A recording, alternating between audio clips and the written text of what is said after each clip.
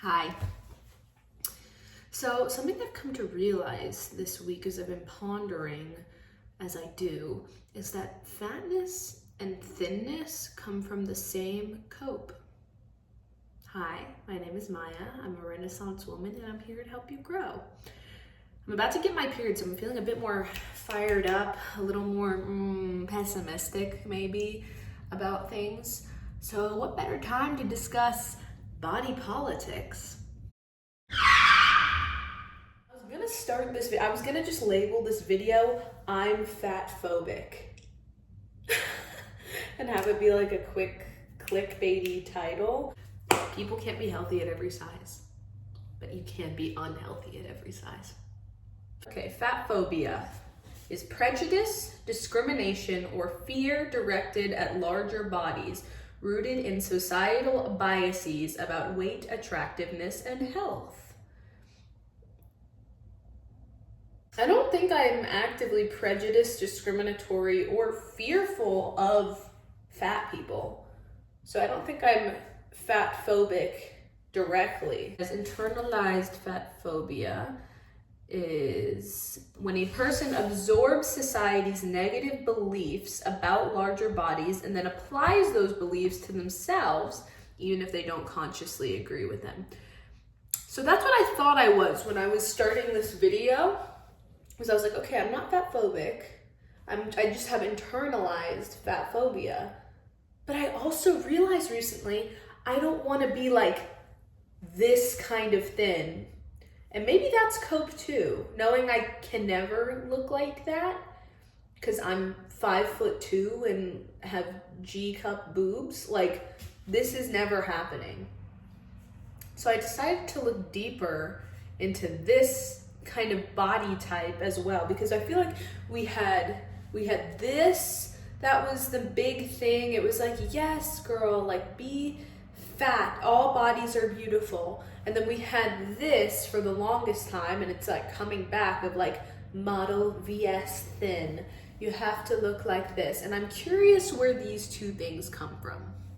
So fat positivity started in the 1960s. They were trying to find acceptance for being fat, which we'll come back to that topic later about acceptance and what that even actually means. Thinness thing though, this is a lot more interesting to me. So for this body type, this like supermodel, thin, skinny body type comes from the fashion world. We catwalks and on the magazines and all that, and we just like see this and we're like, this is what is beautiful because it's everywhere. Why was this chosen rather than like this kind of woman who was considered beautiful way back when, during the Renaissance? I mean, they created marble sculptures of her versus this is what we're looking at today as like peak womanhood. This is what we should be. And the reason is that fashion houses are primarily run by gay men. Take a moment with that. Begin to connect dots for yourself, and then we'll go further. So when we see that fashion houses are run by gay men, and this is the primary body type that's being put to the forefront, it brings in a little bit of an idea of, maybe it does have something to do with one another. Not that this isn't a woman's body, obviously it is. She's a woman. But is this like the standard woman? If you look up simply, why are models so skinny? It'll just say things like vague things such as we have a thin obsessed culture, models are trained to be skinny, models work out, skinny is back. And it says, due to the fashion industry's historical preference for a sleek, simple canvas to showcase clothing. The idea that the body should just be a hanger to showcase the clothes, not a person to wear the clothes. I think this also has to do with the fact that major fashion houses through history have also been run and created by historically gay men. Okay, so where does the wheels turning, where does that get you? When gay men are working to create fashion, okay, great, and they're putting it on bodies, they're designing the clothes with a certain body type in mind. This gay male-centric body type in mind, which is that of like flat chest, very thin, no butt, no curves, just long lines.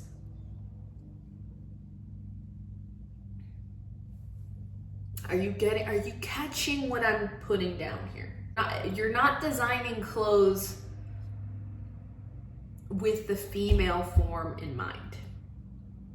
It's this other form. I'm not gonna call it what it is.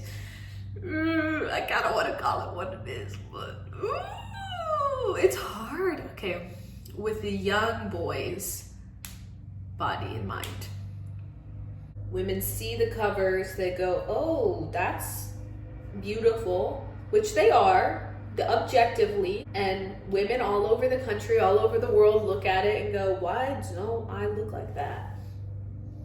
Okay, I'm gonna starve myself into submission. So that's one side of the cope.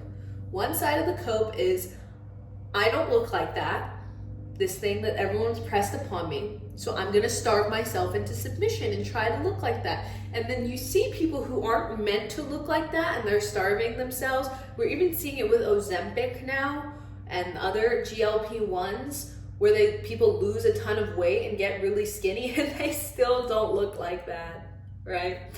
And then you have the other side of the cope, which is fat acceptance. And it's saying like, well, I'll never look like that, so I might as well eat myself into submission and not care about my health. In fact, overeating junk is healthy because it makes me happy to eat. And that's just kind of in direct contrast, direct opposition to this thinness thing that has always been pushed upon us by fashion magazines. When I'm talking about this, I'm not talking about, obviously, I'm not talking about people who have thyroid issues, okay? The minority population of obese people, right? And also a lot of those chronic issues that people have come from the things that they're eating. Like if you're putting garbage and poison into your body, you're gonna have bad results. And that can be for thin or fat people. They can both be very unhealthy. That's what I'm trying to say, is they are two sides of the same cope. The only thing that isn't cope is fitness, right? Are we sure though? Are we sure fitness isn't cope too? Because in that way, you're still beating yourself into submission. By I'm talking about me, okay? I have a video later this week coming out of like what I do, my active week. And I think it's really cringe, but I'm putting it out anyway because it is what I do. And it is a form of cope. It is not just like, I don't think I'm better because I prioritize my fitness, because I've been fat and I've been fit and I'm the exact same person. Your morality actually has nothing to do with it. I've met beautiful, wonderful people who are fat, who are thin, who are fit, and I've met terrible people of every single genre. And it's all its own cope. Fit people cope by, going to the gym and by flagellating themselves with hard work.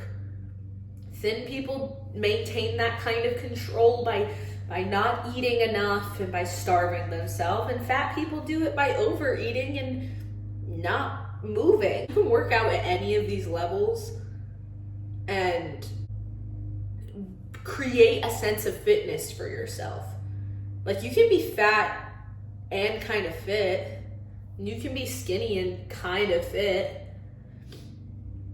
But to get to like that major super fit range, like that's gotta be your whole job or your whole personality. And that's cope. That is what coping is. And I can admit that's cope.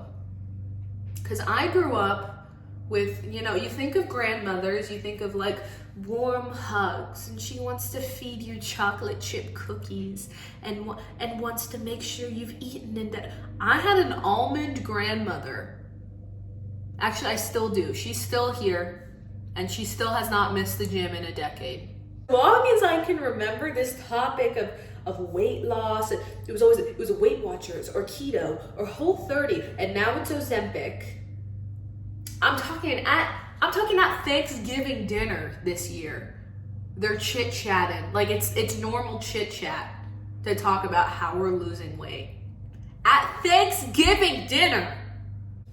Almond mom plus Iron Man dad equals disordered way of thinking. About food, about exercise, about nutrition, about it creates all kind of these different complexes and disorders. And I've gone every which way, every way you can think of. Right now, I'm prioritizing fitness. I'm prioritizing getting the nutrients I need. But that has come after let me starve myself. Ooh, actually, let me rebel. I'm just gonna eat whatever I want. And then now finally I'm like, okay, you know, I kind of feel bad doing both of these things. I still kind of feel bad doing this though too. That's the thing, and that's what I mean when I say it's all cope. I still have the same kind of feelings towards myself when I was 30 pounds heavier as I am now. And so I think to myself, I'm like, well, maybe if I lost 20 more, maybe once I get my breast reduction, maybe then I'll feel different. Unfortunately, probably not. What I mean when I say aesthetic appearance is a cope and it's not real. Yes, people treat you differently. People definitely treat you differently when you're thinner or bigger or fitter. That's true. Like, nobody can deny that. Maybe I actually can deny that. I actually haven't noticed that. I was saying it like it was true. But in my own experience, people have always been nice to me. Maybe that's because I looked like this when I was fat. Like, I still didn't look bad. And I'm like a good looking woman. Like, I'm not ugly. But that's not gonna change whether I lose 20 pounds or I gain 20 pounds. I'm still gonna look like myself. I'm still gonna be myself. You can't starve yourself or eat yourself into being a different you. And ultimately, we do have an obesity epidemic, not just in the US, but all over the world. Because this is how it works. People need to eat, to given, and people don't have a lot of money. Cheap food, I'm saying food in quotations, is poisonous, and healthy food is slightly less poisonous. Need food for cheap? Buy McDonald's. McDonald's is poison. Makes you sick. Buy pharmaceuticals. Repeat. You need. No, we can't be healthy at every size. We can be unhealthy at every size, though. If you look like this, or you look like this, I'm telling you, these are two sizes you can't be healthy at. You can't. And you can tell, and this is what makes people very uncomfortable, okay? Because our standards for being able to tell if someone's healthy or not healthy is BMI, which is flawed, especially if you're fit and you have a lot of muscle mass, and your eyes. Your eyes can tell. Your eyes can tell. That is how a doctor can judge if you are obese. Because yeah, you can get blood tests and you can get them back and says, I'm good. Oh, this is kind of a degenerative thing when you're extremely obese or you're extremely thin. So it'll just get worse over time if things don't change. Your especially for obese people specifically, your knees will start to give out. It'll be harder to do things you like to do, such as climbing stairs, getting out of bed, breathing. If you continue being obese, walking. Things just get harder for you. Same thing here. If you're extremely thin, things get harder. Your hair falls out.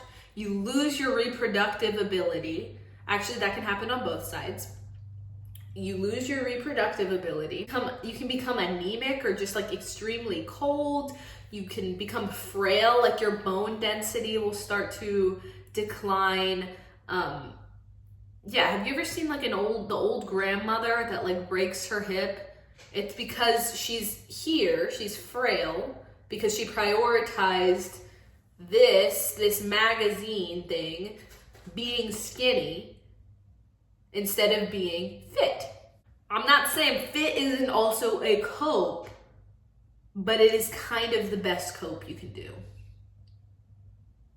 Unfortunately, because it's hard. It's hard. And some days you don't want to go. And you hit a point where you're like, I'm not gonna be mentally well unless I go. Just fine. And it's a cope. We know that people don't want to experience obesity because of the prevalence of GLP-1s. When it became easier to lose weight and to not experience those adverse side effects, people immediately ran to give it up for those side effects that come from the GLP-1s. Again, cycle, poison food, need food, poison food, get sick, buy pharmaceuticals. These issues of almond mom, Iron Man dad, disordered way of thinking and eating and not understanding, and a disordered way of thinking about body and food and all of that can coexist with obesity epidemic. This isn't good. People shouldn't be this obese. And this is where people fight and clash with each other, because they go, well, it's better to be fat and not have these disorders. And then these people go, well, I'd rather be kind of disordered than be obese. And then they go, well, you're fat phobic. It's like aesthetic appearance, like you look thin, you look fat, remains at the very surface level, literally just the surface of like, this is what you look like. Fat people want to be accepted, cherished, valued for who they are. Same way thin people are. People who are naturally thin get undeserving praise, while people who are naturally fat get undeserved hate. And thin people, they don't really seem to care. Or else they make a false equivalent by saying, I'm shamed for being thin too. They say go eat a cheeseburger. This seems to be something only adolescents deal with, though, from what I can tell. And as long as a grown adult woman, is what we're talking about here, isn't starving herself, but it's just naturally thin, like there's a difference between this and this, things seem to go pretty well for them. They don't really seem to have much issue, whether they're healthy or not, whether they live a healthy lifestyle or not. And then fit people, we have, say, eat less, move more, protein, cardio, hypertrophy, buzzword.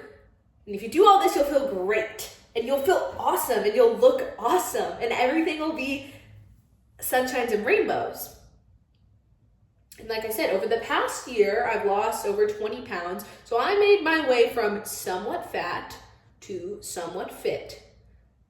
But honestly, like I said, the way I feel about my appearance really hasn't changed. I've kind of realized that the focus on aesthetic appearance is always going to be a never-ending pursuit. When we're so focused on the external appearance, we are not thinking about what internally matters. For example, I'm an actress, okay? I've been auditioning professionally as an actress since I was 10 years old. And for a long time, actually, you know what, still, every time I'm rejected, I go, it's because I'm too fat, huh? Or it's because I'm not pretty enough. Or, oh, it's because they wanted a more white-looking girl or a less white-looking girl, or I'm just too old for the part, or I'm too young. All of these things that kind of rely on the basis of my aesthetic appearance. But this is a protection mechanism, a protection of my ego. Because if I can blame the reason I didn't get a part on my exterior appearance, on something that seems so shallow, so vain that the casting director would care this much, then there's nothing I could have done. There's nothing I could have done to get the part, to improve. It's a self-victimization. When you think a level deeper, I have to go, maybe the reason I didn't get the role was because my acting just wasn't very good. Ooh, that hurts. Oh, there's no one to blame for that but myself. I can't blame the shallowness of the casting director. I can't blame the fact that I have this face and I can't change it. I can't blame, even if those were the reasons why, oh, she's fat, no. Even if that was the reason why, how does that help me to assume that was the reason why? It doesn't. All it does is cope to autonomy. Obesity is a fault of society. They created this hideous cycle, and it's also yours. Internalized fat phobia can come from your family, but you're also choosing it. You're choosing to hate yourself. You have to combat against it. Both of these things, these terrible things that are placed on you, this cycle, this mindset, you must actively combat. But in making yourself a victim, you make yourself weak in your own heart, in your own eyes to your own heart. You look at yourself and you see weakness rather than the strength to overcome. This kind of comes back around to perceived belief that they're being treated worse. If you assume that other people hate you because of your appearance, it only hurts you. And in making yourself that kind of victim, you're weak in your own eyes and other people's eyes. When you allow other people's opinions to sway the way you feel about yourself. You're not even their opinions, your perceived opinions about them. Because what? Because they didn't hold the door open for you? I've heard that as a real excuse of like, well, when I was fat, no one opened the door for me. And now when I'm thin, people open it for me all the time. Have you considered that maybe it wasn't because you were fat, but maybe it was because you've changed the way you carried yourself? We don't ever want to change. But usually we can only change when the misery of staying the same outweighs the challenge and the pain of the change. And once you make that change, you answer that call within yourself, there is a level of confidence that you begin to have. A confidence of I've done something. I've made this massive change for the betterment of myself, and you do walk prouder, even if it's subconscious. You do look like brighter because you've done something good for yourself. And other people can see that. And other people go, you know, she's pretty, I want to open the door for her. So it didn't really matter if you were fat or if you were thin. That change is what people see. That change is what people notice. Even if they didn't even know who you were before, they can sense that somebody has pride in their achievement in themselves. And that's why being fit is so awesome. Not because you can have like abs or look cool.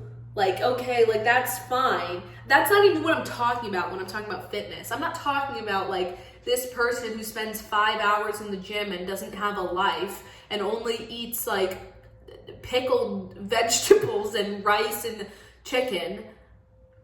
I'm talking about the person who makes their fitness a priority so that they can climb mountains, swim in the ocean, walk with their friends without getting winded, and that doesn't have an aesthetic appearance. This feeling, this change in developing fitness doesn't rely on becoming that Giga Stacy. You don't have to change. But if you say, I'm happy being fat and I love my life, then your happiness cannot be contingent on other people accepting or understanding why being fat makes you happy. Because they won't. Because a lot of people don't want to be fat because they have this internalized fat phobia or even externalized fat phobia. They won't understand it. And as someone, who's been fat, I don't want to be fat again. Because I know what it's like to be fat versus to be fit, and my lifestyle aligns more with being fit. You cannot change a whole society and its belief system. And I know people are like, but you can change them one at a time. You can change them. That's not gonna work. You know why? Because people are gonna outbreed your mindset. This is just the truth. The people with that kind of mindset who don't want to prioritize fitness or health are not going to be the ones to be survival of the fittest. Survival of the fittest. Breed your mindset. And so I'll change them one at a time. They'll be less fat phobic. No, they won't. No, they won't. The only thing you can do is that if you want to be fat and happy, you can do that, but not everyone will understand, or you can change. But you're not going to change a whole society who has the innate biological understanding to know that fitness is going to be better for them, better for their future children, their future children's children, than being obese. Or being extremely thin, okay? I'm not just trying to harp on obese people, but I'm just saying obese people are a bigger problem in our country, clearly, than extremely thin. They're in the same boat. They're in the same boat to me. And they're the same cope for control. I'm gonna starve myself. I'm gonna eat into oblivion. But I've experienced every side, and the only one that sucks a little less is being fit.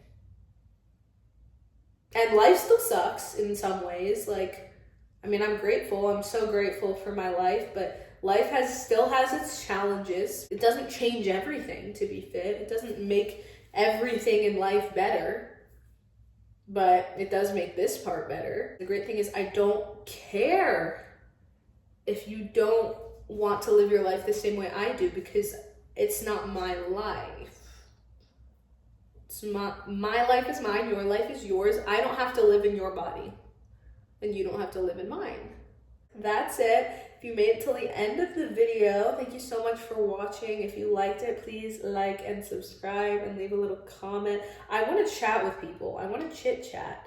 So if you agreed or you disagreed or you want to talk more, that would be cool. Also follow my Instagram. It's going to be linked down below. I have a lot more information and things I'm doing on there. It's going to be at Renaissance Heroine. Anyway, have a good rest of your day.